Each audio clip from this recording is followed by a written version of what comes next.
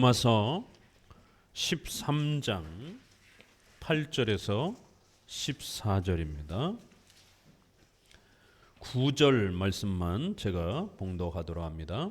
간음하지 말라, 살인하지 말라, 도적질하지 말라, 탐내지 말라 한 것과 그 외에 다른 계명이 있을지라도 내 이웃을 내 자신과 같이 사랑하라 하신 그 말씀 가운데 다 들었느니라. 아멘. 로마서 13장 8절에서부터 14절은 십계명을 우리에게 삶의 규범으로 우리 기독교 윤리의 기준으로 소개하는 아주 소중한 내용이 담겨 있다라고 말씀을 드렸습니다. 앞서서는 국가의 이러한 구체적인 규정과 또 이러한 의무들을 왜 우리가 복종과 저항이라고 하는 이 주제 아래에서 우리 크리스찬들은 더더욱 올바른 국가관을 가져야 하는지, 그것은 바로 십계명에서 5계명에 그렇게 우리에게 또 가르치고 요구하고 있기 때문이다라고, 바로 하나님의 뜻 때문에 우리는 국가의 이러한 윤리 부분에 있어서도 복종할 때는 복종해야 되고 또 저항할 때는 반드시 목숨을 걸고 저항해야 되는 이러한 사명을 가지고 있다라고 말씀을 드렸습니다. 국가를 예를 들어서 기독교 윤리를 설명했지만 이것은 사회, 직장, 가정, 우리가 살아가는 모든 삶의 의식주의 모든 문화 영역에 다 적용이 되는 것입니다. 우리의 이러한 삶의 터전이 되는 의식주와 문화의 이러한 모든 영역들은 이렇게 해도 되고 저렇게 해도 되는 것이 아니라 신앙의 규칙처럼 우리의 삶의 문화와 윤리의 이러한 부분에서도 반드시 하나님의 뜻을 따라 살아야 된다라고 하는 이러한 아주 소중한 말씀이 로마서 13장을 통해서 소개되고 있습니다. 기독교 윤리란 바로 십계명을 중심으로 해서 하나님의 뜻이 펼쳐지니까 그 십계명을 우리 성도들은 잘 이해하고 그 십계명에 순종하기 위하여 부지런히 노력하고 또 살아가야 된다라고 말씀을 드렸습니다. 비록 이 십계명의 이러한 삶의 규칙과 윤리들은 칭의, 구원의 조건은 아닙니다. 구원은 오직 예수 그리스도의 공로로 얻는 것입니다. 그렇지만 예수님을 믿고 칭의받은 신자가 된 사람들은 반드시 그 열매와 그 결과로서 죽을 때까지 끊임없이 기독교 윤리의 십계명의 이 열매들을 점차적으로 맺어가면서 사명을 감당하면서 하나님을 영화롭게 하는 삶을 살아야 하는 그러한 소명과 또 책임감을 갖는다라고 말씀을 드렸습니다. 그렇기 때문에 우리 신앙의 열매로서 또 그 증거로서 이렇게 성화의 규범인 십계명은 우리 성도들의 삶에 매우 중요하고 소중한 것임을 다시 한번 깨달으셔야 됩니다. 자, 그러면 이제 우리가 본격적으로 십계명을 좀 더 깊이 있게 살펴보고 배워가야 됩니다. 십계명의 원칙에 대한 중요성을 13장은 소개를 하고요. 십계명의 이 원칙 외에 예외적인 그러한 조항이 또 십계명의 기독교 윤리에는 발생된다라고 설명을 합니다. 14장부터는 십계명에서 구체적으로 설명하지 않는, 세부적으로 문자적으로 설명하지 않는 이러한 부분들은 보편 상식적인 우리 사회의 도덕의 규범 아래에서 양심적으로 상식적으로 그렇게 결정해야 된다. 이렇게 14장에서는 소개가 되는 겁니다. 13장에서는 국가론을 예시로 들면서 오늘 8절에서 14절에 소개되는 것처럼 우리 기독교 윤리의 규범, 규칙은, 기준은 십계명이 되어야 된다. 이건 원칙이라는 것이에요. 그렇지만 십계명에서 구체적으로 상세하게 설명하지 않는 부분들도 있습니다. 그럴 때에는 적어도 보편 상식적인 판단을 하면 된다라는 겁니다. 4계명과 관련해서도요, 주일 성수, 예배의 명령은 반드시 지켜야 됩니다. 주일 성수하라라고 명령하고 있습니다. 그러나 몇 시에 예배 드려야 되는지는 십계명에서 구체적으로 설명하고 있지 않습니다. 각 나라마다 예배 시간이 다를 수 있습니다.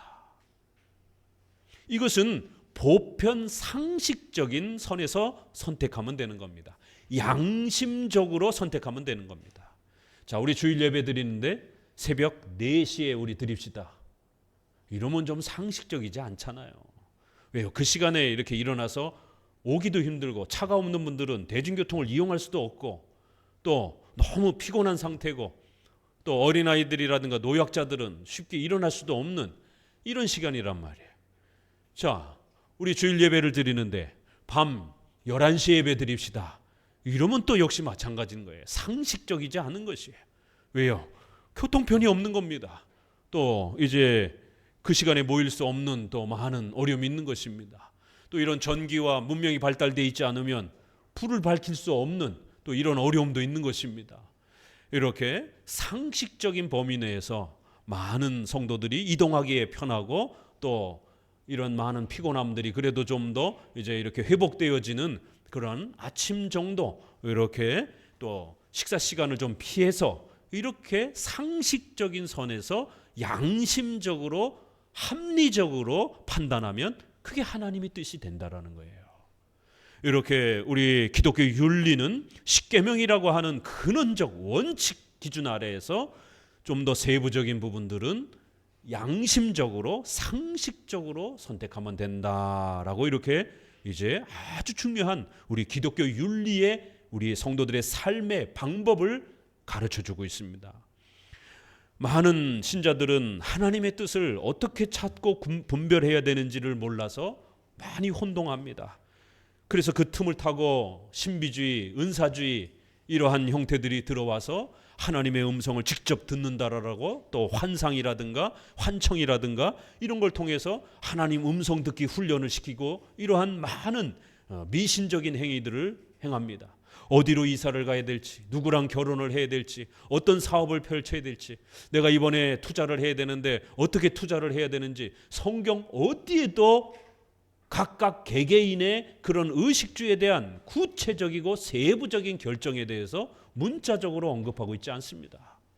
그렇기 때문에 많은 성도들이 당황하면서 기도하다가 갑자기 마음에 감동이라고 하는 어떤 충동이 오게 되면 그걸 마치 성령의 역사인 것처럼 충동적으로 그렇게 즉흥적으로 결정을 하게 되고 그 결과 즉흥적으로 결정했기 때문에 엄청난 사업의 실패와 삶의 곤욕을 치릅니다. 헷갈려 합니다. 나는 분명히 기도하면서 갑자기 성령의 뜨거움이 다가와서 믿음으로 결정했는데 왜 하나님이 나를 안 도와주시지? 내가 뭘 잘못 결정한 것일까? 내 결정에 뭔가 오류가 있는 것인가? 헷갈려 합니다. 그건 즉흥적인 결정이에요. 세상 사람들도 그렇게 결정하지 않습니다. 세상 사람들도 이사를 가고 또 직업을 선택하고 또 투자를 할 때 엄청난 고민과 수많은 시간들을 투자해서 분석하고 전문가들의 도움을 또 요청하기도 하고 이런 상식적이고 합리적인 범위에서 어마어마한 고민들을 합니다. 그런데 어떻게 크리스찬들이 상식적이고 합리적이고 양심적인 이러한 판단과 분별을 게을리하냔 말이에요. 그건 바로 오늘 우리 시대의 순복음교회와 같은 이러한 은사주의, 신비주의자들이 그렇게 즉흥적인 기도하다가 즉각적으로 떠오르는 어떤 마음의 감동, 생각들을 또 뭔가 환청, 환시 이런 음성들을 갖다가 하나님의 음성, 성령의 인도함이라고 이렇게 잘못 가르치면서 성도들이 즉흥적으로 살아가고 즉흥적으로 판단하도록 그렇게 망가뜨린 겁니다. 그래서 의사, 변호사, 교수 이렇게 똑똑하던 사회에서 지도층이요 똑똑하던 분들도 이러한 은사주의와 경건주의 교회에 와서는 다 어린애와 같은 바보가 되는 즉흥적인 그러한 삶을 살게 되는 심각한 오류가 발생이 되는 겁니다. 그거를 성령의 인도함이라고 착각하면서 그렇게 어린아이와 같이 즉흥적으로 충동적으로 결정하는 이러한 오류를 범하는 것입니다. 그러나 로마서에서는 어떤 음식을 먹을 것인가, 어떤 날을 지킬 것인가, 어떤 선택을 할 것인가 의식주와 관련해서 예를 들면서 그것은 성경에서 이렇게 저렇게 말하지 않는다라는 거예요. 그건 먹을 수도 있고 안 먹을 수도 있고 다양한 경우와 상황을 따라서 선택하고 양심적으로 선택하라. 덕스럽게 선택하라. 이런 결론을 맺은 겁니다. 덕스럽게 선택하라. 굉장히 어려운 말입니다. 어떻게 선택해야 덕스럽게 선택하는 겁니까? 양심적으로 선택하라. 이런 표현들이 나옵니다. 어떻게 해야 양심적으로 선택하는 겁니까? 기존에는 항상 뜨겁게 뭔가 성령 충만한 어떤 음성을 듣고 뭔가 이렇게 선택하는 걸 하나님의 뜻이라고 기존 교회에서 가르쳐 왔는데, 정작 성경은 덕스럽게 양심적으로 그리고 분별하라 이런 단어를 씁니다. 크리스천들은 적어도 성경의 십계명에서 구체적으로 명하지 않은 부분들은 이렇게 상식적으로, 합리적으로, 상식적으로 의식주와 관련된 부분들을 열심히 전문가의 또 전문적인 이런 정보들을 잘 취합해서 여러분의 의식주와 관련된 선택을 신중하게 하셔야 됩니다. 그 한 번의 선택에 따라 여러분의 집안이 엄청난 가난의 위기를 겪을 수도 있고 길바닥에 나앉을 수도 있는, 또 이러한 사기를 당할 수도 있는 이러한 수많은 위험들이 존재하는 것입니다. 그렇게 성령의 뜨거움으로 결정했던 그 유명한 목사님, 장로님, 안수집사님, 사기를 당하는 케이스들이 굉장히 많습니다. 소위 말해서 세상 사람들은 크리스찬들을 가장 호구로 봅니다. 왜요? 상식적으로, 합리적으로 판단하지 않기 때문에, 즉흥적으로 판단하기 때문에 너무 다루기가 쉬운 거예요. 사기치기 가장 좋은 사람들이 크리스찬들이라고까지 그렇게 그들은 농담으로 이야기를 합니다. 그래서 목사님, 장로님들이 사기 많이 당합니다. 그렇게 성령의 뜨거움 충만함 속에 있는데 왜 사기를 당하냔 말이에요. 사기를 안 당해야 오히려 더 정상 아닙니까? 상식적이지 않으니까 사기를 당하는 거예요. 이것은 이제 우리가 14장에서 아주 좀 더 현실적인 이러한 고민들을 함께 또 배워갈 것입니다. 그러기 전에 13장에서 원칙론을 우리가 한 번 더 깊이 있게 십계명을 들여다보셔야 됩니다. 기본적으로는 원칙론에 해당이 되는 십계명의 10가지 기준을 반드시 잘 이해하셔야 됩니다. 십계명의 이 원칙론을 잘못 이해하니까 어떤 일이 벌어집니까? 동성애를 죄라 하지 않습니다. 지금 오늘 우리 시대의 가장 뜨거운 국가사회 윤리의 문제 아닙니까?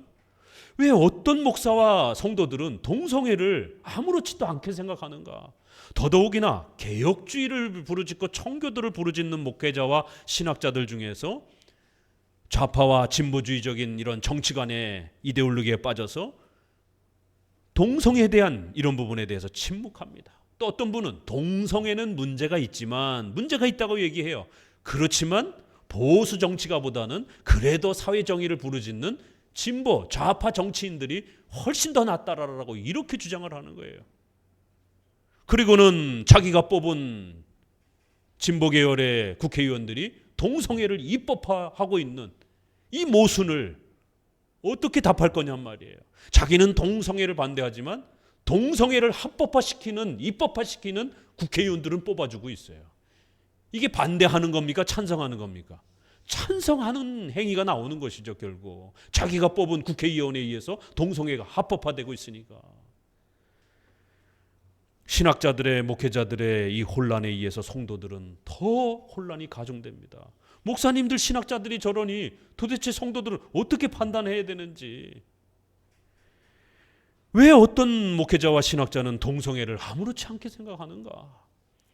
낙태법, 십계명에 살인하지 말라라고 아주 명백하게, 이거는 세부적이고 구체적으로 언급을 안 하는 게 아니라 신구약의 수많은 내용 속에서 살인은 안 된다라고.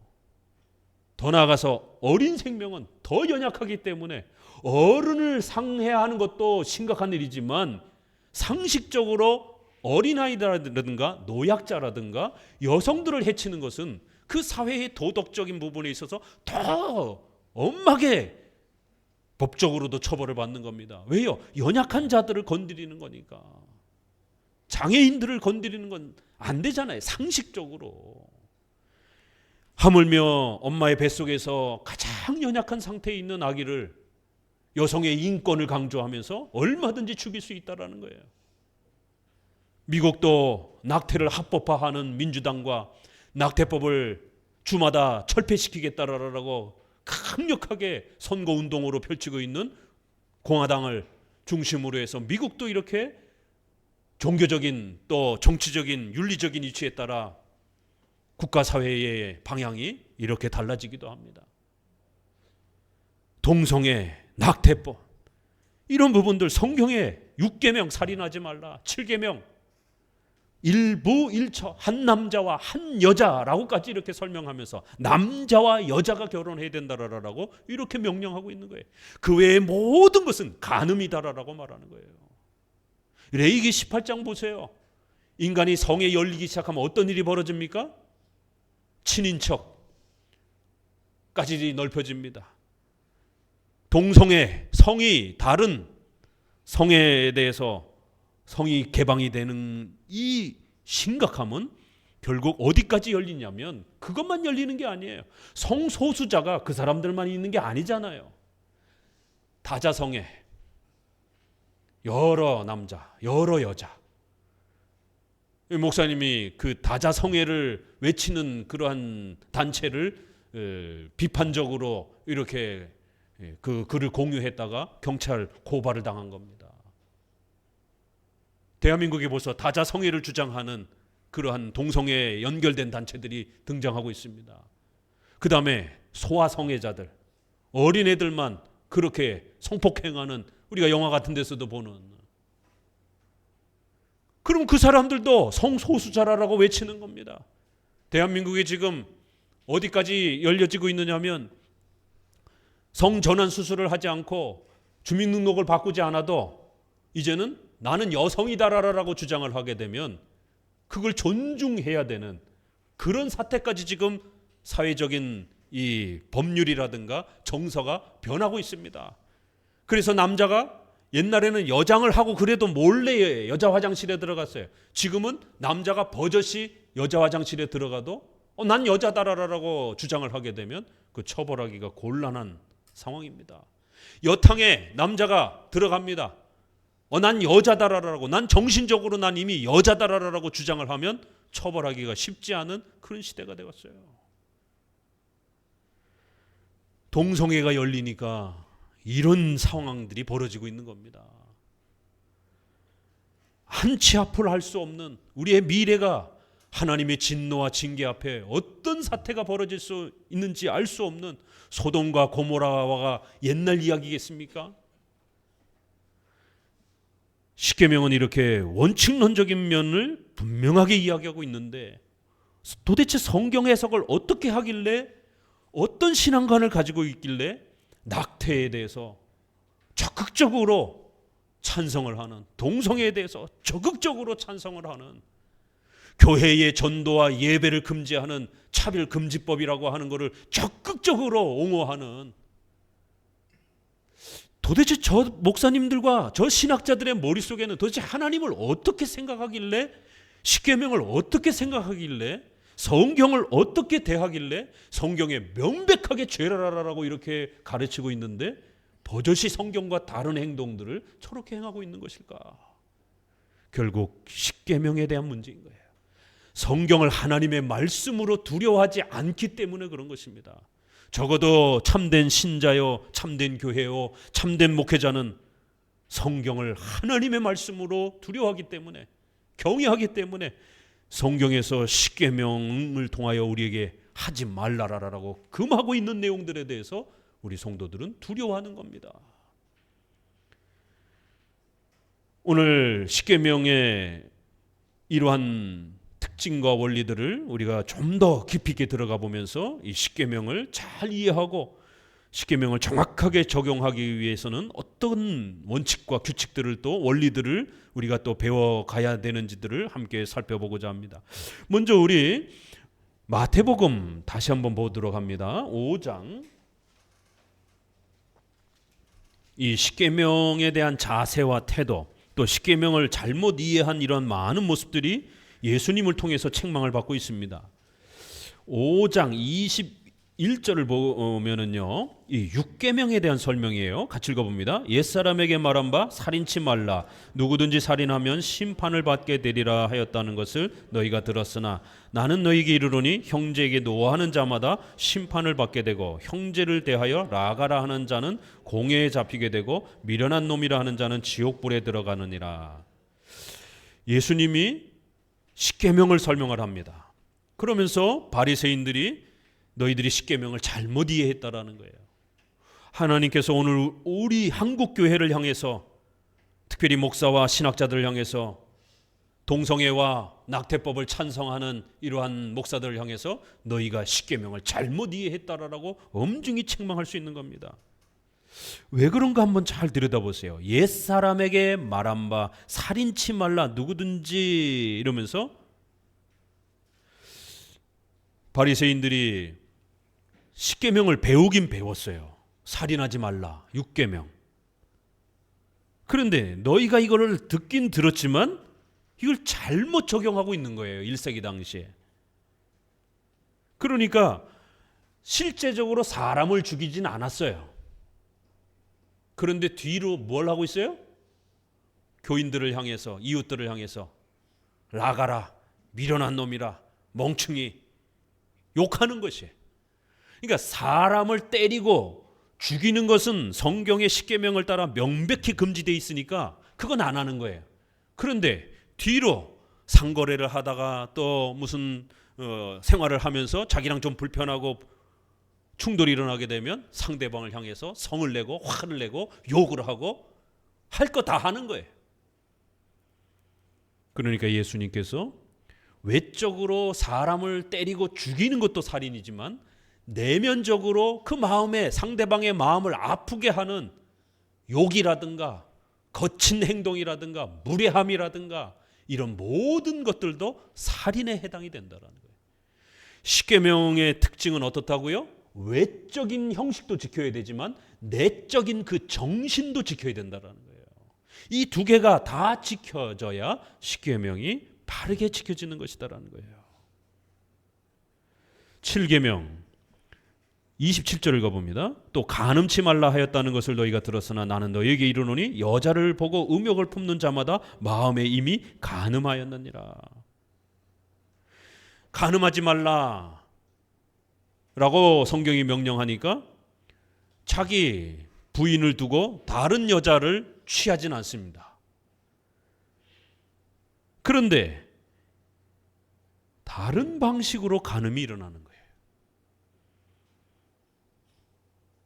다른 여자를 보고 성적인 그러한 마음을 품는 것은 그것도 역시 간음이라는 거예요. 또 31절에 누구든지 아내를 버리거든 이혼 증서를 줄 것이라 하였으나 이것도 7계명에 해당이 되는 거예요. 분명히 모세를 통해서 이혼 증서를 써주라라고 하나님은 명령했습니다. 그런데 이거를 백성들이 악용하는 거예요. 특별히 남자들이. 구약에도 보게 되면 자기 본부인을 내쫓으려고 처녀성에 대한 내가 결혼을 해보니까 내 아내가 처녀가 아닌 것 같더라. 왜냐하면 잠자리를 하고 나면 그 처녀성의 흔적이 되는 피의 일부분들을 간직해둬야 됩니다. 그래서 그거를 가지고 자기 아내의 순결과 정조를 이제 증명하는 이제 이러한 구약의 절차가 있습니다. 이걸 악용해서 내 아내가 처녀의 흔적이 없다. 이러면서 모함하는 것이에요. 그럴 때에 그 처가의 부모님이 자기 딸의 그 처녀의 흔적을 잘 간직해뒀다가 혹시라도 그렇게 모함을 받게 되면 내 딸은 처녀다라고 하는 것을 이제 재판정에서 증명해서 절대로 딸이 버림받지 못하도록 그리고 그 남편을 책망하도록 이렇게 가정을 보호하는 하나의 수단이었습니다. 그런데 이걸 악용하면서 결국 이혼을 하고 싶어하는, 왜요? 구약에는 예외적인 경우에 이혼을 허락해 주시는 그런 이혼 증서의 합법성이 있었거든요. 그러니까 자기 본부인을 버리려고 이렇게 악용하고 또 남용하는 이런 모습들을 보게 되는 것입니다. 이렇게 남자들의 음행의 악독함이 결국 이 하나님이 예외적으로 허락하신 이 이혼 증서를 악용하면서 그렇게 온갖 모함을 걸어서 자기 아내를 내쫓고 다른 부인을 또 얻는, 그러니까 이것은 분명히 이혼은 했고 재혼을 했지만 간음으로 가고자 하는 결국 우회적인 편법이 돼버린 겁니다. 이렇게 하면 안 된다라는 거예요. 자기 본부인을 놔비두고 먹을 것들과 양식과 또 가정의 책임을 지지 않고 그렇게 겉돌면, 그리고 바깥에서 이러한 성적인 이런 부분들을 행하면 살림은 안 차렸지만 간음인 것이죠. 술집 여자들과 또 이렇게 성적인 접촉을 하고 이런 부분들 간음인 것이죠. 새 살림은 안 차렸다 할지라도 간음이 되는 거예요. 7계명을 외적인 형식도 존중해야 되지만 내적인 방식에 있어서도 지켜가야 된다는 거예요.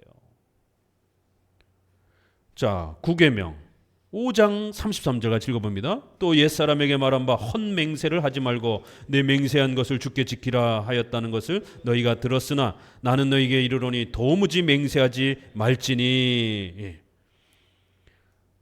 37절 오직 너희 말은 옳다 옳다 아니라 아니라 하라. 이에서 지나는 것은 악으로 쫓아나는 것이니라. 분명히 9계명에 또 3계명에 우리 신앙의 본분을 넘어서는 그러한 것들을 함부로 맹세하거나 서약하지 말도록. 3계명은 여호와 이름을 망령되 일컫지 말라.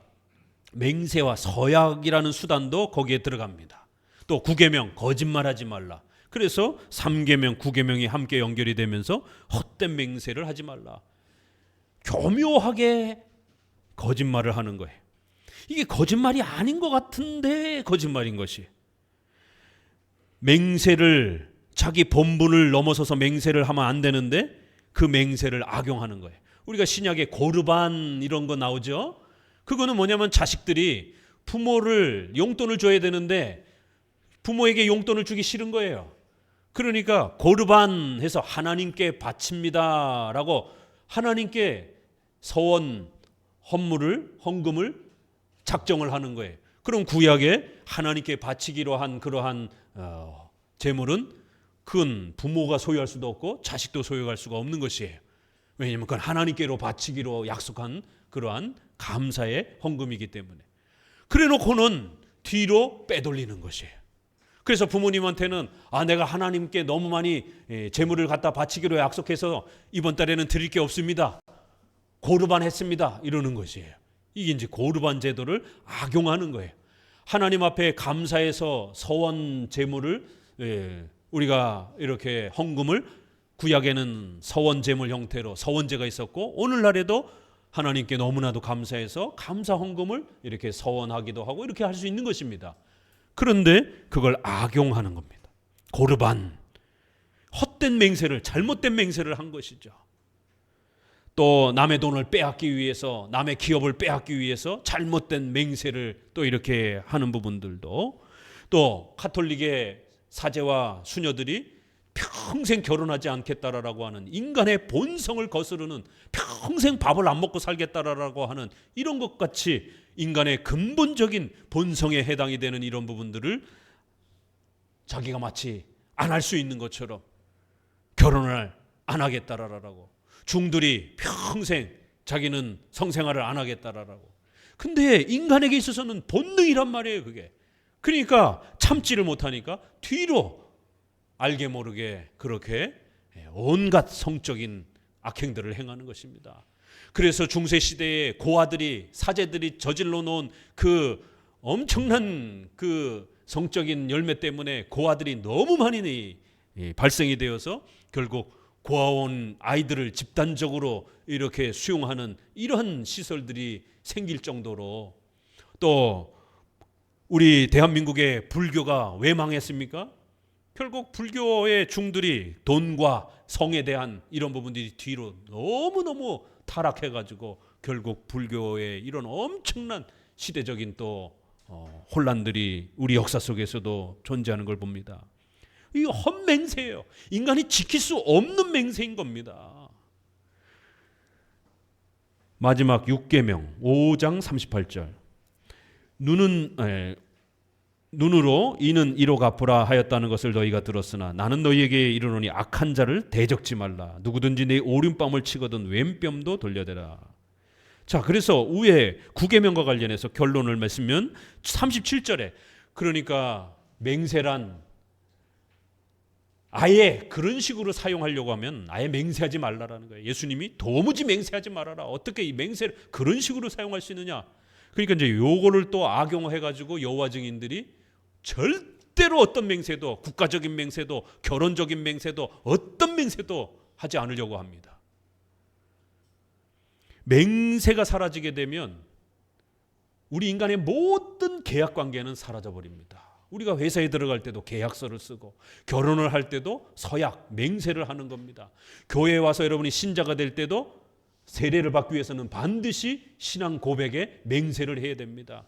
직분자가 될 때도 맹세를 해야 됩니다. 서약해야 됩니다. 목사가 될 때도 7대 서약을 합니다.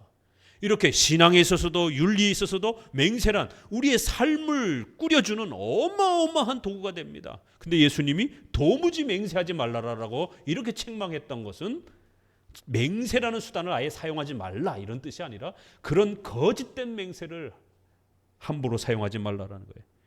우리는 이 맹세라고 하는 3계명과 9계명을 어떻게 사용해야 된다고요?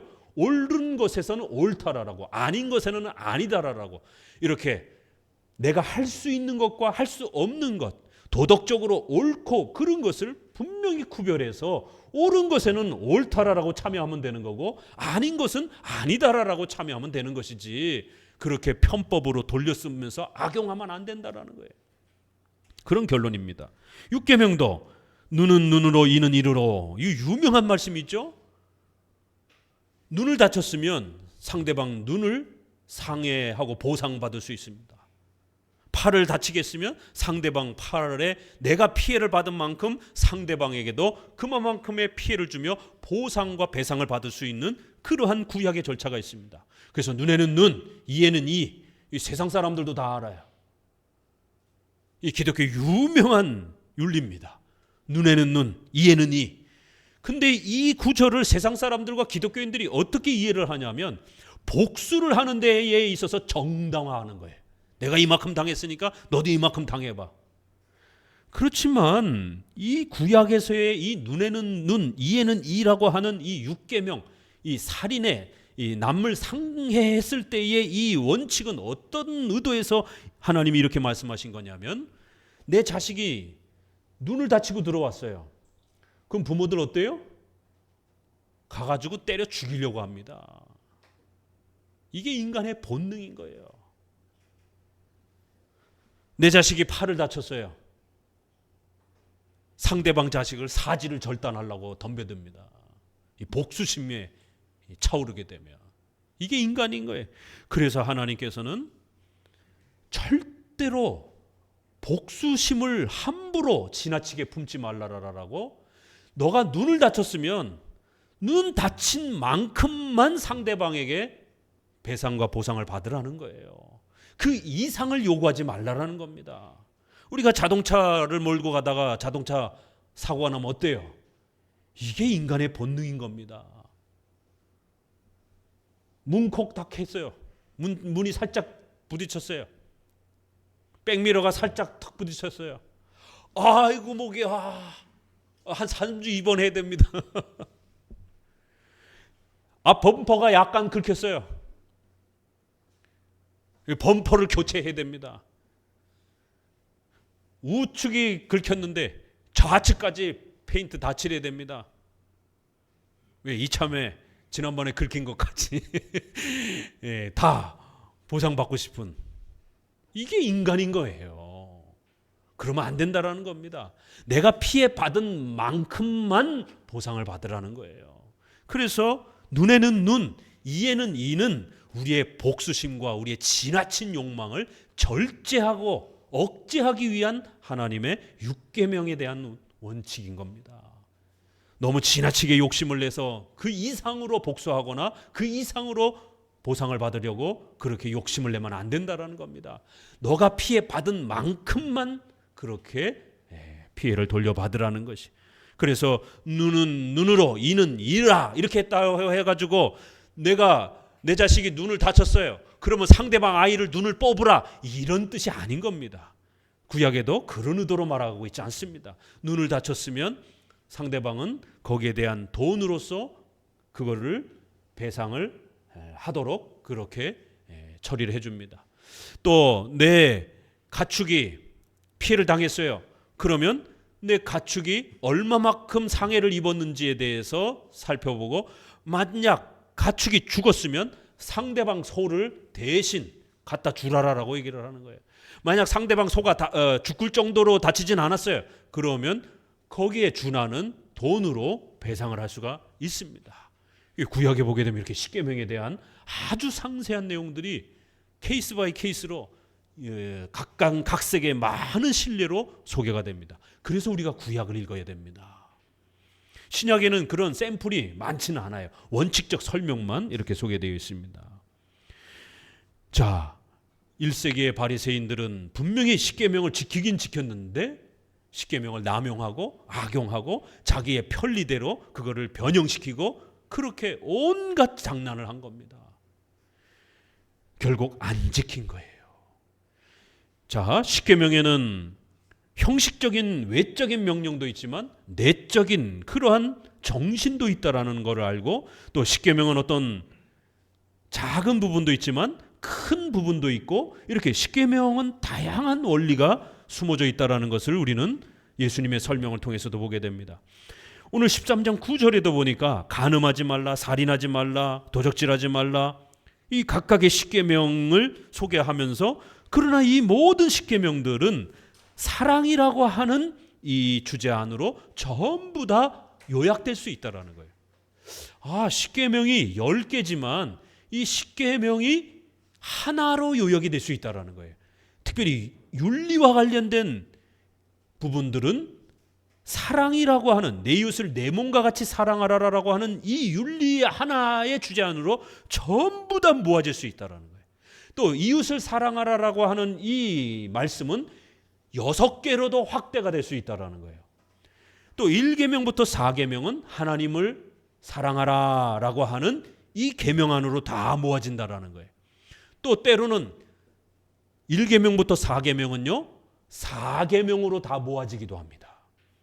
그래서 주일 성수를 안 하면 그 사람은 하나님 사랑 안 하는 걸로 우리 교회 역사는 그렇게 평가해 온 겁니다. 난 하나님을 너무너무 사랑해. 그러나 주일 성수는 안 해.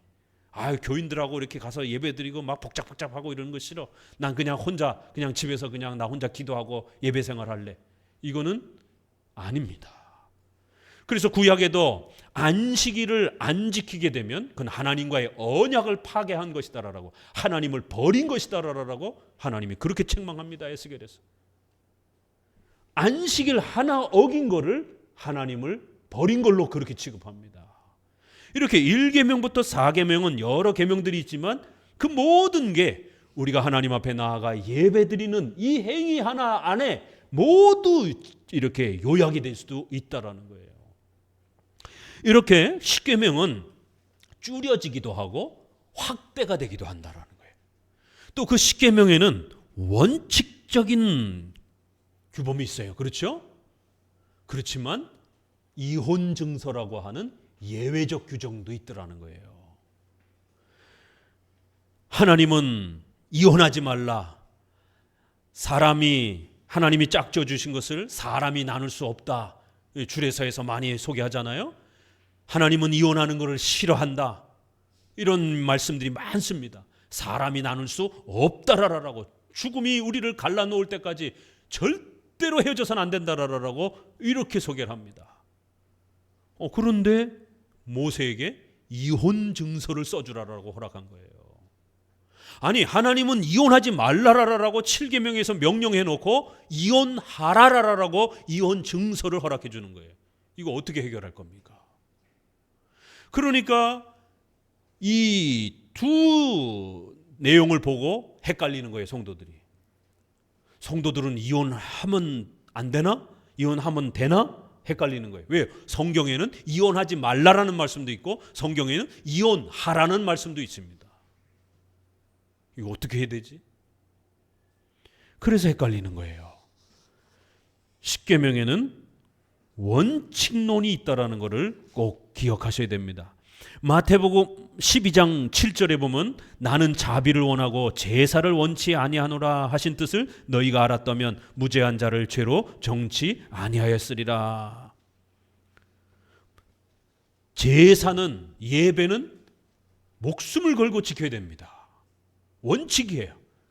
그런데 어떤 경우에는 하나님이 제사와 예배를 원치 않고 자비를 원한다라는 거예요. 어떨 때는 예배보다도 자비의 행위가 더욱 중요한 때가 있다라고 이렇게 말합니다.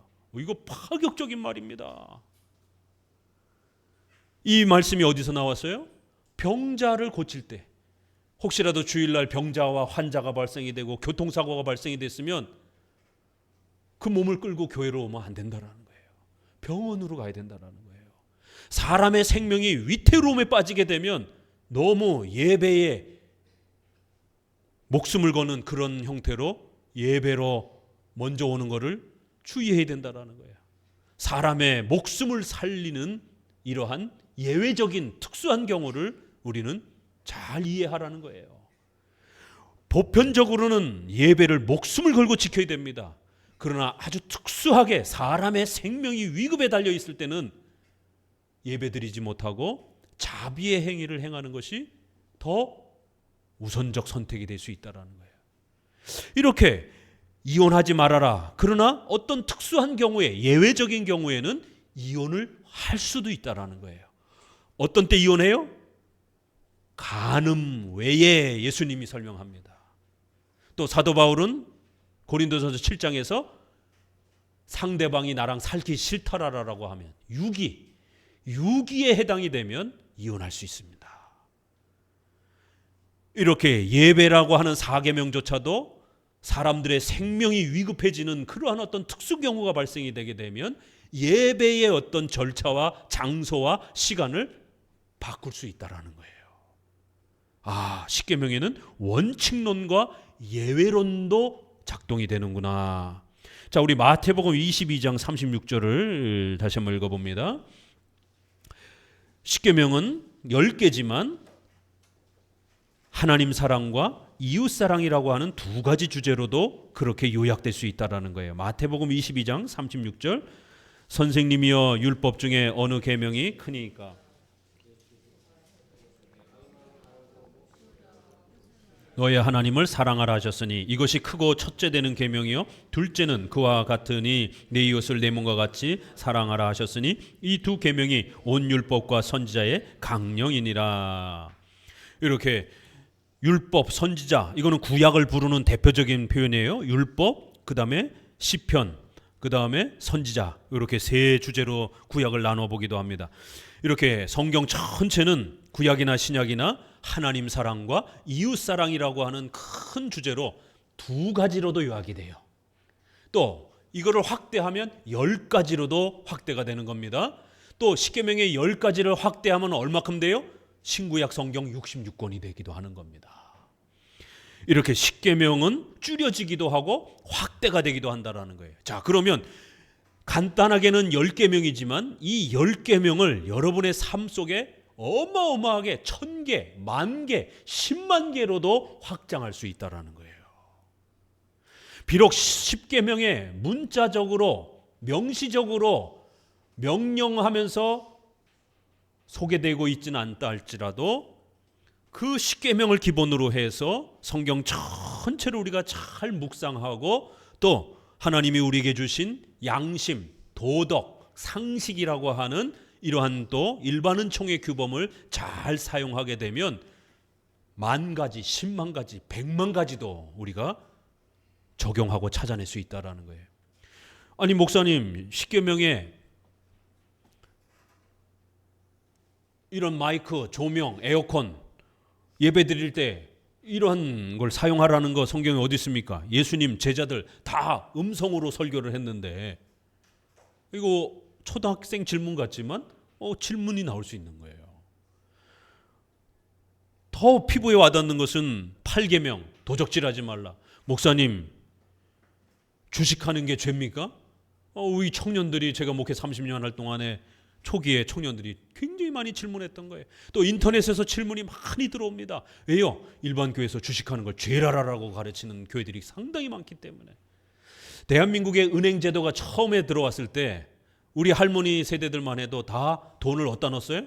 저희 할머니만 해도 여기 복대에다가 해가지고 여기다 넣고 비계에다 넣고 장롱에다가 또 집에다가 이렇게 둡니다. 그런데 그 돈을 남의 집에다 갖다 놓으라는 거예요.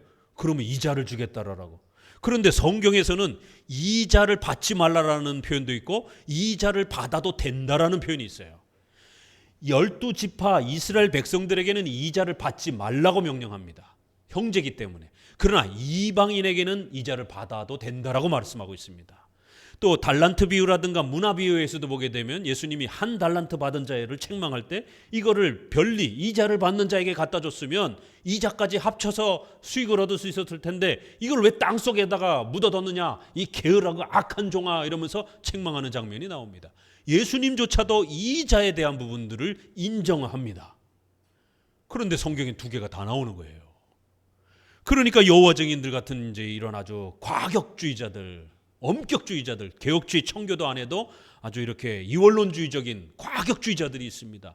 본인들은 자기들이 개혁주의와 청교도를 추구한다고 하지만 사실 그런 방식들은 종교개혁 시대 때 제세례파 원리였습니다. 극단적으로 성경을 문자적으로만 적용하려고 하는 OX 어디 있어? 성경에 어디 있어? 성경에 여기 문자적으로 있네? 그러면 지키는 거예요. 살인하지 말라. 그러니까 살인하면 안 되는 거예요. 그러니까 어떤 행위에서도 살인하면 안 되는 거예요. 여호와 증인들 군대 안 가는 겁니다. 총 들고 연습하는 것도 살인하는 연습이라는 거예요. 그런데 성경에 가나안 전쟁에서 살인하라라고 하는 명령이 나오잖아요. 다 죽이라라라라고. 사울이 아말렉 왕을 안 죽였다가 자기가 버림받았잖아요. 오히려. 그러니까 성경엔 살인하지 말라라는 명령이 분명히 있어요. 그러나 어떤 경우에는 싹 죽이라는 거예요. 가나안 족속들은 가축도 살려놓지 말라라는 거예요. 숨쉬는 모든 걸 죽이라는 거예요. 자, 이렇게 성경에 살인하지 말라와 살인하라라고 하는 명령이 같이 나오고 있는 거예요. 그런데 여호와 증인들은 그렇게 부분적인 것만 빼다가 살인하지 말라, 그러니까 군대 거부하고 피채 먹지 말라, 성경에 이렇게 소개되어 있으니까 선짓국, 순대 이런 피 들어가는 어떤 음식도 안 먹고 더 나아가서는 자기 자식이 죽어도 수혈을 안 합니다. 이 십계명을 잘못 해석하면 이런 아주 파렴치한 폐륜이 벌어집니다. 군대의 의무를 거부하는 전 세계 유일한 분단 국가에서 청년들이 군대 의무를 거부하게 되면 어떤 일이 벌어지겠습니까? 남들은 다 그 고생과 희생을 하는데 자기들은 양심에 어긋난다고 그러면서 군 거부를 하는 거예요. 그리고 이제는 대체 복무까지 요구하면서 자기들은 종교적 소수자라라고 다수의 피해를 입히면서 다수의 희생을 그들이 희생을 통해서 자기들은 대한민국에서 안전하게 살면서 누구는 지뢰밭에 그 위험한 곳에 가서 근무를 하고 철책선에 가서 그 추위를 맞서면서 근무하고 싶겠습니까? 대체 근무로 조금 시간이 더 걸려들어 안전한 데 가서 있고 싶죠. 자기들은 아주 가장 이기적이면서 그렇게 성경적으로 자기가 살아가는 것처럼 이렇게 아주 폭력적이고 이기적이고 파렴치하고 폐륜적인 이런 일들이 벌어집니다. 십계명 잘못 해석하면.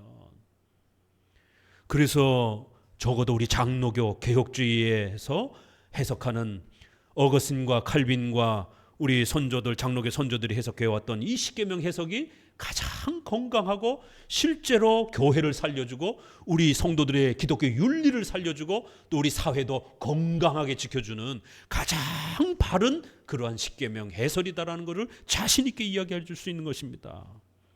자, 이렇게 십계명에는 10개지만 줄이면 2개로도 줄여지게 되고 또 이 2개가 10개로도 확대가 되고 또 이 10개가 일반 은총, 양심과 도덕이라고 하는 상식의 이 규범을 사용하게 되면 수십 수만 가지로 확대가 되면서 우리가 성경적으로 그렇게 하나님의 뜻을 분별할 수 있는 겁니다.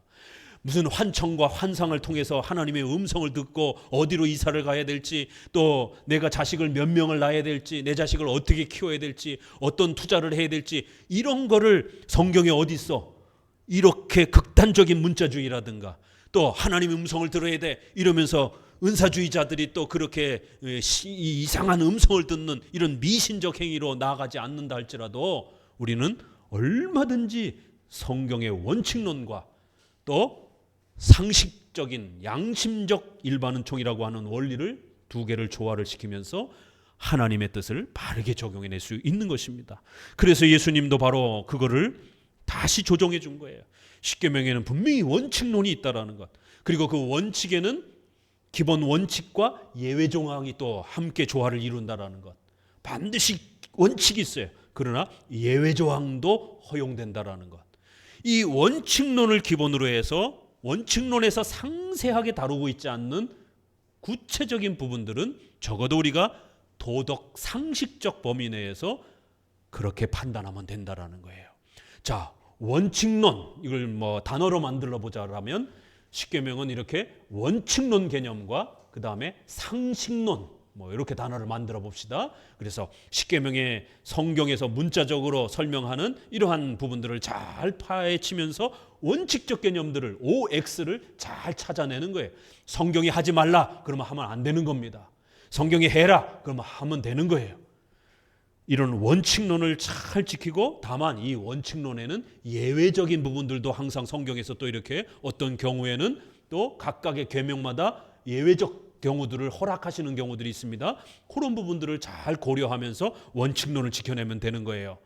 그리고 구체적으로 설명하지 않은 부분들은 이렇게 상식적이고 도덕적인 양심적인 선에서 우리가 지켜가면 되는 것입니다. 자, 이것을 우리 선조들은 웨스트민스터 대의리 문답에 8가지로 정리를 해줬어요. 지금까지 설명드린 거를. 이렇게 성경 자체에서는 성경이 10개의 십계명으로 소개가 되지만 2개로 하나님을 사랑하는 것과 이웃을 사랑하는 것, 이렇게 줄여질 수도 있다라는 것. 십계명 자체 안에 어떤 특수한 어떤 구조와 원리가 있다라는 것을 이렇게 성경 스스로가 설명을 합니다. 그렇기 때문에 십계명은 아주 간략하게 줄일 수도 있지만, 십계명은 우리가 깊이 있게만 고민하고 읽고 공부하게 되면 이거는 수만 가지로 확대가 될 수도 있는 이렇게 유기적인 아주 조화를 이루는 그러한 아주 놀라운 시스템을 갖고 있다는 거예요. 십계명은 10개, 단순해요. 그렇지만 이거를 우리 삶에 적용하게 되면 오늘날과 같은 이런 문명사회에 복잡한 이러한 그 내용까지도 전부 다 풀어낼 수 있습니다. 특별히 생명윤리와 관련해서 이런 복제 문제, 또 이런 난임 부부들의 이러한 여러 가지 또 인공수정 문제, 이게 성경에 어디 있어요? 아무것도 없죠. 그저 옛날에는 여성의 배가 불러와야 애가 가졌구나 이렇게 생각하는 것이지. 그렇지만 지금은 의료과학이 발전이 되어서 현미경이 발전이 되어가지고 정자, 난자, 또 그것이 이렇게 또 결합을 해주는 수정체를 만드는 방식에 있어서 어마어마한 의료가 발전이 됐단 말이에요. 그럼 이거 성경에 없으니까 우리 이거 해결 못합니까? 아니에요. 해결할 수 있습니다. 분명히 성경에는 성에 대한 7계명을 통한 기본 원칙이 있고, 또 생명이 어떻게 만들어지는지에 대한 6계명에 대한 살인, 생명 존중에 대한 원칙이 있습니다. 그 원칙을 가지고 우리 사회의 상식적이고 보편적인 합리적인 양심적인 이 우리 사회가 적어도 합의되어져 있는 도덕적 수준을 사용하면 되는 것이에요. 그러면 그게 하나님의 뜻입니다. 우리 크리스찬들이 양심의 가책 없이 얼마든지 기쁨으로 선택하시고 그 선택한 것을 잘 지켜나가면 또 복을 받는 것입니다. 그렇지만 아주 조금 헷갈리지만 난임 부부들이 조금 더 나가서 대리모라든가 또 기증을 받는 데 있어서 남자의 정자를 기증을 받는다든가 난자를 기증을 받게 되면 이것까지는 허용이 되는 게 아닙니다.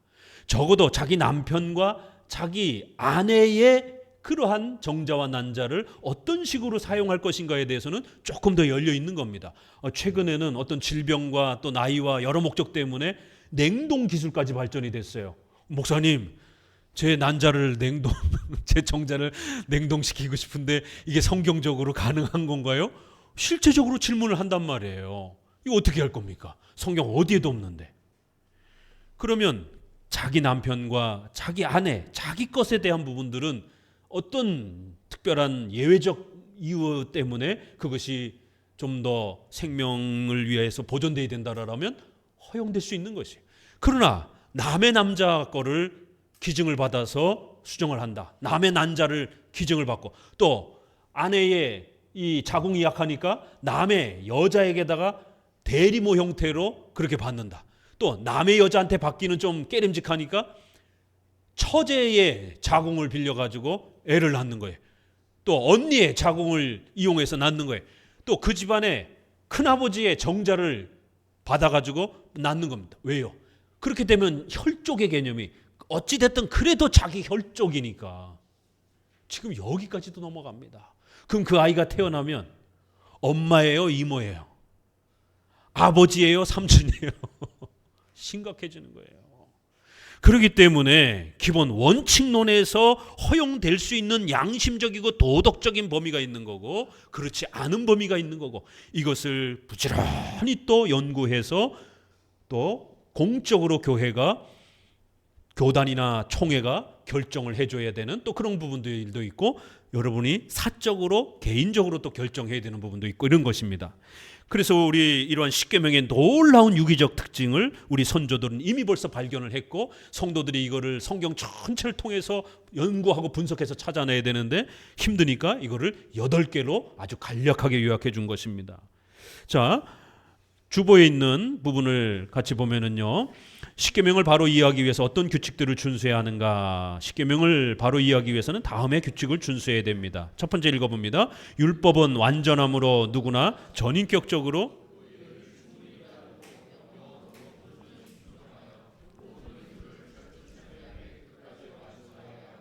무슨 죄를 막론하고 가장 작은 죄라도 금한다. 십계명은 완전하다라는 거예요. 그래서 작은 것과 큰 것을 소홀히 하면 안 된다는 거예요. 특별히 작은 것을 소홀히 하면 안 된다는 거예요. 우리 사람은 작은 것은 또 이렇게 놓칠 수도 있어요. 그러나 십계명은 그렇게 놓쳐서는 안 된다는 겁니다. 죄에 대한 부분, 명령에 대한 부분 성경에서 작게 설명한다 할지라도 지켜야 된다는 겁니다. 십계명은 완벽한 거기 때문에 작고 크고를 떠나서 모든 순종을 해야 된다는 거예요. 온전히 순종하여 모든 의무를 철두철미하게 끝까지 완수해야 된다는 거예요. 율법의 1.1핵이라도 작다라고 가르치게 되면 예수님이 뭐라 그랬어요? 책망을 받을 것이다라고. 성경에 있는 부분들 하나하나 낱낱이 찾아내서 하나님이 명하신 것은 지켜가야 된다라고 말하는 것입니다. 완전하다라는 것. 우리가 신명기 4장에 보게 되면 십계명을 하나님 말씀을 가감하지 말라, 더하거나 빼지 말라. 요한계시록 맨 마지막에도 뭐라 그래요? 여기서 말씀에 빼게 되면 더하게 되면 엄중한 책망을 받을 것이다라고 이렇게 설명을 합니다. 첫 번째 원칙 대소의 문제예요. 두 번째 읽습니다. 율법은 신령함으로 말과 행동과 태도뿐만 아니라 이해와 의지와 감정과 기타 영혼의 모든 능력들에까지 미친다. 외적인 형식이 있고 내적인 마음과 정신이 담겨 있다라는 거예요. 십계명은. 그래서 간음도 외적인 그러한 바람을 피는 것도 그렇지만 내적인 마음, 자기 아내와 자기 남편에 대해서 사랑하지 않는 마음, 마음속으로 딴 여자를, 딴 남자를 소망하는 마음의 바람도 바람입니다. 우리 부부들 정신 차리셔야 돼요. 마음의 바람도 바람입니다. 마음 다 잡으셔야 돼요. 죽을 때까지 한 아내와 자기 남편과 아내만 온 힘을 다해서 마음도 사랑하셔야 되는 거예요. 육체와 마음 전부가 동원돼야 된다라는 겁니다. 율법은 신령한 영역이 있기 때문에 그렇다라는 거예요. 세 번째, 다양한 관점에서 하나이며 동일한 것이 여러 계명들 가운데 요구되거나 금해지고 있다. 이건 조금 어려운 표현인데, 십계명은 유기적으로 시스템적으로 전체가 이렇게 아주 잘 짜맞춰져서 돌아간다라는 거예요. 하나와 10개가 서로 조화를 이룬다라는 거예요. 10개가 하나로 줄여지기도 하고 하나가 10개로 확장이 되기도 한다라는 거예요. 자, 8계명, 도적질하지 말라, 열심히 노동하라라는 계명이 있어요. 그렇죠? 그런데 이 노동을 분명히 우리가 해야 됩니다. 그렇지만 1계명, 3계명, 4계명에 가게 되면 과도한 노동을 금지하고 있습니다. 대우리문답 설명만 봐도 1계명을 설명하는데 하나님만을 섬겨라 라고 하는데 노동에 대한 문제가 나와요. 하나님을 섬기는데 과도한 노동이 방해가 된다는 거예요. 365일 매일 잔업하고 매일 일만 생각하고 이러면 성경 읽을 시간도 없고 기도할 시간도 없는 거예요. 매일 돈 하면서 그렇게 회사 일에만 집중하고 이러면 예배 드릴 시간도 없고 돈 때문에 기도할 시간도 없고 하나님 잃어버린다라는 거예요. 그래서 노동은 중요하지만 과도한 노동은 안 된다라는 거예요. 이렇게 8계명이 1계명 안에도 설명이 돼 있고 4계명 안에도 들어와 있고, 이렇게 10계명은 자기 자리를 막 여기저기로 막 서로 교차해 가면서 쓰고 있다라는 거예요. 1계명은 하나님을 섬기라. 예를 들면 4계명을 봅시다. 4계명은 주일 성수하라는 거잖아요. 당장 5계명하고 부딪혀요. 부모님이 교회 못 나가게 해요. 부부 중에 불신자 배우자가 교회 못 나가게 해요. 그래서 4계명을 어떻게 지킬 것인가가 5계명 안에서 설명이 돼요. 부부 사이에 또 직장과의 문제에 있어서 선을 지키지 않으면 4계명이 위협된다라는 거예요. 8계명, 열심히 돈을 벌어야 돼요. 그러나 돈 버는 거에 너무 집중하게 되면 주일 성수를 못하게 되는 거예요. 그래서 8계명을 설명하는 설명 안에 4계명, 돈을 열심히 벌긴 벌어야 한다. 그렇지만 주일이 훼손되어질 정도로 그렇게 과도하게 돈에 집착하면 안 된다라는 설명이 8계명에 4계명 설명을 한단 말이에요.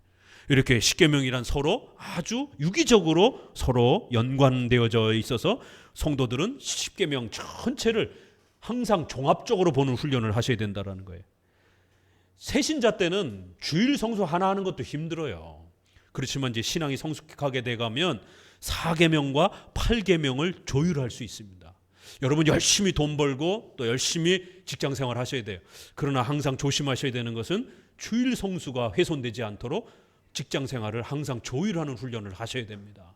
까딱 잘못하게 되면 직장 생활은 열심히 하는데 4계명이 어느 순간에 망가져 있는, 또 4계명은 열심히 드리는데 계속 집에서 놀고 있어요. 그러면 집안이 가난해진단 말이에요. 예배는 잘 드리지만 신자라 할지라도 8계명을 안 지키게 되면 가난해질 수가 있어요. 그래서 한국교회가 지나치게 월화수목금토 1111111 이런 식으로 성도들을 너무 교회로 끌어들이고 있어요. 우리가 세상에서 월화수목금금금금금 이래서 직장에서 자기 직원들을 너무 많이 일을 시킨다라고 그러잖아요. 신자들은 거꾸로 11111 월요일 날에도 교회 모임이 있고 화요일 날에도 교회 모임이 있고 수요일 날도 있고 목요일 날도 있고 이렇게 계속 교회 모임이 너무 많으면 직장 생활도 못하고 가정도 돌보지 못하는, 한국 교회는 너무 많이 모입니다. 새벽 예배부터 시작해서 조율해야 됩니다. 좀 줄여야 됩니다. 그러니까 굉장히 좀 놀랍죠. 개혁주의 우리 장로교는 이렇게 성도들로 하여금 집으로 돌아가라라고, 너무 교회 오래 있지 말라라고 이런 말을 합니다. 직장으로 돌아가라라고, 직장 생활 하라라고. 그래서 장로교가 건강한 겁니다. 물론 주일을 중심으로 해서 교회의 공적인 예배는 잘 참석해야 되죠. 그러나 그게 너무 많으면 안 된다라는 거예요. 자, 이렇게 10계명 전체를 조율해야지 어느 한 계명만 강조하면 안 된다라는 거예요. 4번, 어떤 의무를 행하도록 명하는 곳에는 그와 반대되는 죄를 금하는 곳 있고 어떤 죄를 금하는 곳 그와 반대되는 의무를 명한 것이 함축되어 있다.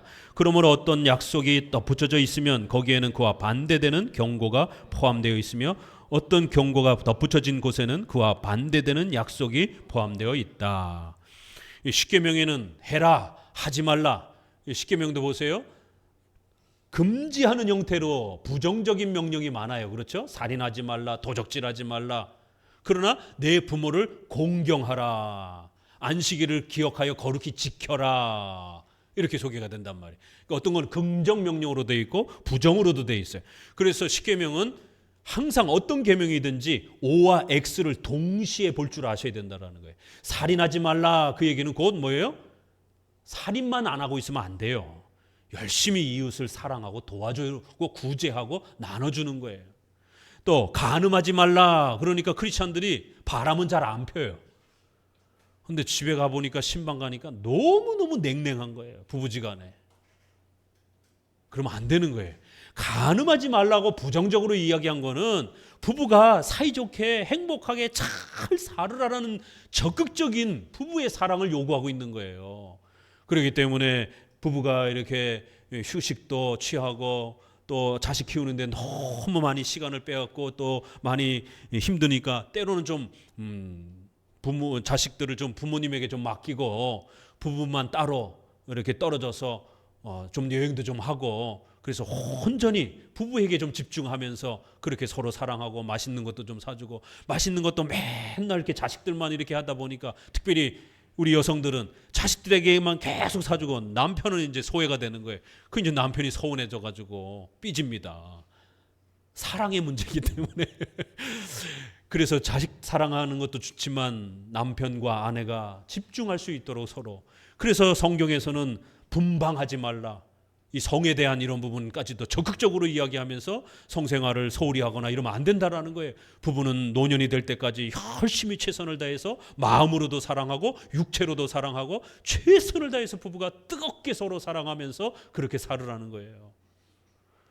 간음하지 말라라고 하는 것은 바람만 안 피면 된다는 게 아니라 부부가 열심히 최선을 다해서 아주 몸이 부서지고 마음이 부서지도록 서로 사랑하면서 아끼면서 최선을 다해서 열정적으로 그렇게 살으라는 거예요. O와 X가 동시에 항상 명령되는 거라는 겁니다. 5번 하나님이 금하신 것은 언제라도 해서는 안 되며 하나님이 명하신 것은 언제나 우리의 의무이다. 하지만 모든 특수한 의무는 언제나 행해야 하는 것은 아니다.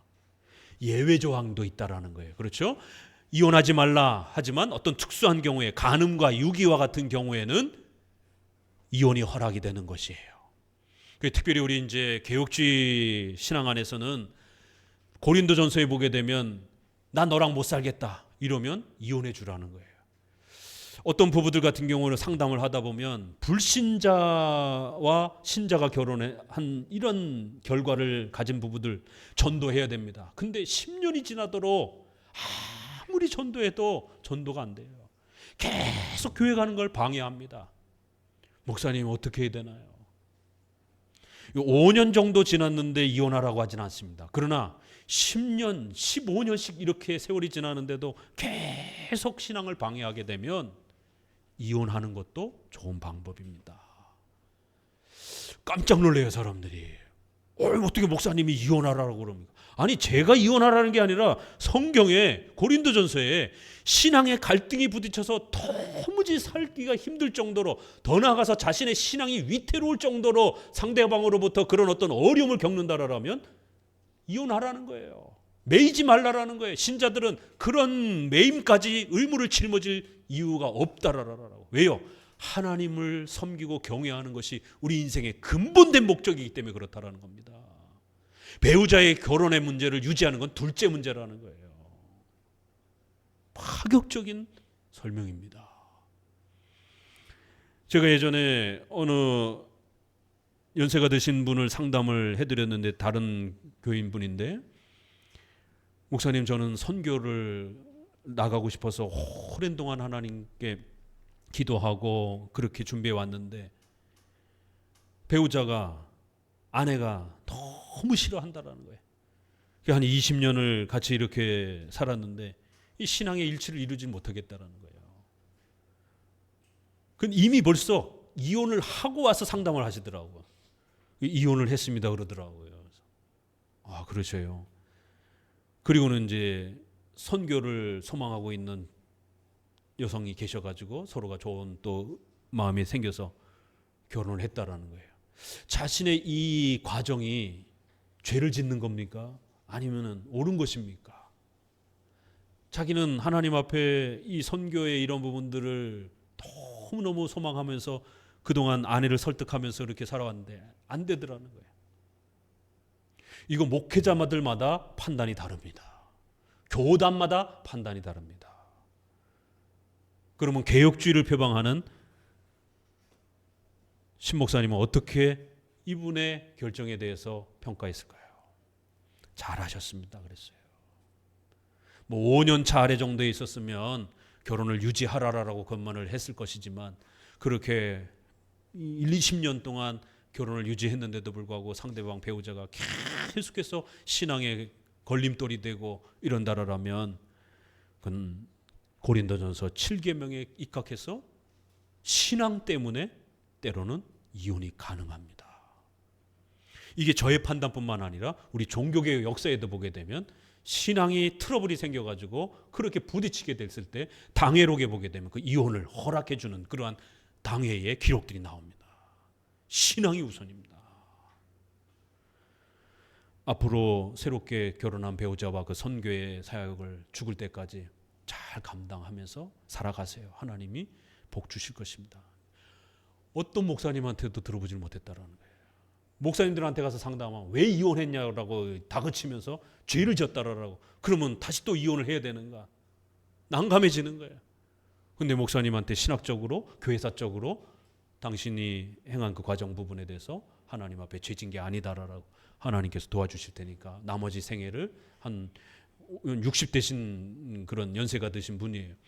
나머지 생애를 하나님 앞에 선교하면서 두뇌가 잘 봉사하고 전도하면서 그렇게 살아가십시오. 눈물을 툭툭 흘리시더라고요. 원칙론과 특수한 경우 이거를 잘 구별해야 됩니다. 근데 특수 경우를 자꾸 남용하게 되면 자기 편리에 따라서 목사님 저 몸이 좀 아파서 교회 못 나가겠는데요. 이런 식으로 자꾸 남용하면 안 돼요. 분명히 생명이 위태로울 때는 분명히 하나님이 예배까지도 이렇게 조절해 줄 정도로 특수 경우를 허락해 줍니다. 그러나 그걸 함부로 또 남용하면 안 돼요. 6번 한 가지 죄나 의무 아래 같은 종류의 죄를 모두 금하거나 같은 종류의 의무를 모두 명령한다. 거기에는 그 모든 원인, 수단, 기회, 모양 및 그것들에 이르는 자극도 모두 포함한다. 한 가지의 명령이 같은 종류의 모든 죄로 확대가 된다는 거예요. 아까 말씀드렸던 것처럼 이렇게 확대가 되기도 하고 줄여지기도 하고 이렇게 10계명의 10가지의 그 특징도 있지만 또 이렇게 한 계명 자체가 성경에는 살인하지 말라 이렇게 간단하게 나와 있지만 이 살인의 범위를 같은 종류로 쫙 쭉쭉쭉쭉 떡처럼 늘릴 수가 있어요. 이 10계명은. 그래서 같은 종류의 그 모든 수단, 기회, 모양, 의도 이 모든 부분에 확장이 된다라는 거예요. 그래서 최근에 우리 문명 시대의 새로운 이 살인에 대한 문제가 심각한 도구가 될 수 있는 문제가 되죠. 이 SNS, 댓글, 연예인들이 댓글을 읽고 자살해서 죽습니다. 왜? 댓글이 그만큼 사람에게 상처를 주는 거예요. 그래서 많은 분들이 SNS 활동하시는데 예의를 갖춰서 점잖게 남에게 험악한 말을 하지 않도록 정말 이 문자의 예의 범절을 갖추셔야 됩니다. 익명성이 되다 보니까 더 거칠게 말하게 되고 더 막 직선적으로 말하게 되는 이런 부분들을 정말 조심하셔야 됩니다. 글 하나 때문에 사람이 죽을 수도 있다라는 것이에요. 이렇게 살인하지 말라라고 하는 계명은 단순히 남을 때리고 상처내는 이런 정도가 아니라 어마어마하게 확장이 될 수 있다라는 거예요. 그런 어떤 의도성, 수단과 기회와 모양까지 전부 다 끌어낼 수 있다라는 겁니다. 다 적용이 될 수 있다라는 거예요. 이 십계명의 확장성, 이 추론적 해석, 또 양심적 도덕적인 우리의 이런 보편 윤리 규범까지 전부 끌어와서 서로 연결시킬 수 있다라는 겁니다. 이러한 십계명의 확장성을 또 잘 이해하셔야 돼요. 7, 8은 같이 읽어봅니다. 우리의 지위에 따라 우리에게 금하거나 명령된 일이라면 다른 사람들도 그 지위와 의무에 따라서 이를 피하거나 행하도록 도와줄 의무가 우리에게 있다. 다른 사람에게 명령된 것도 우리의 지위와 사명에 따라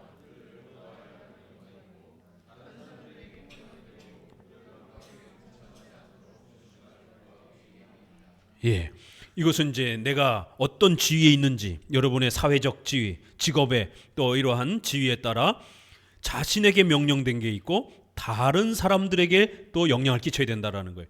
우리 지위, 내가 해야 될 명령이라면 다른 사람들도 그 지위와 의무에 따라서 이것을 피할 수 있도록 도와줘야 되고, 또 다른 사람에게 명령된 것도 또 내 역할에 따라서 또 도와줘야 될 부분이 있는지를 살펴야 된다라는 거예요.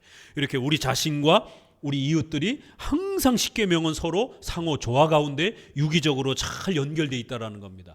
그래서 내 자신의 어떤 책임과 의무가 적어도 우리 이웃 사회, 대한민국에서의 유교 문화 속에서 적어도 도덕적이고 상식적인 그런 어떤 삶의 어떤 이 문화를 갖고 살아가는 타인들과 항상 조율을 하셔야 되는 거예요. 아무리 목사라 할지라도 우리가 바깥에 나가서 연세가 드신 분들을 만나게 되면 인사를 하고 존경을 표현해야 되는 것이죠. 내가 목사라고 해서 나이 어린 목회자가 이렇게 타교에 또 집사님이라든가 연세가 높으신 장로님을 배웠을 때 막 함부로 반말을 한다든가 이러면 안 되잖아요. 그러니까 반드시 우리 신자의 십계명에 대한 의무는 우리 이웃들과 연결이 된다라는 거예요. 그렇기 때문에 우리가 우리 이웃들과 연결된 부분은 그 사회의 도덕적이고 상식적인 윤리 규범을 우리가 존중해야 된다라는 겁니다. 왜요? 나 혼자 십계명을 지키는 게 아니라 우리는 가정, 사회, 직장 이런 모든 부분들이 우리 이웃들과 지위와 신분에 따라 서로 연결이 되기 때문에 그런 것입니다.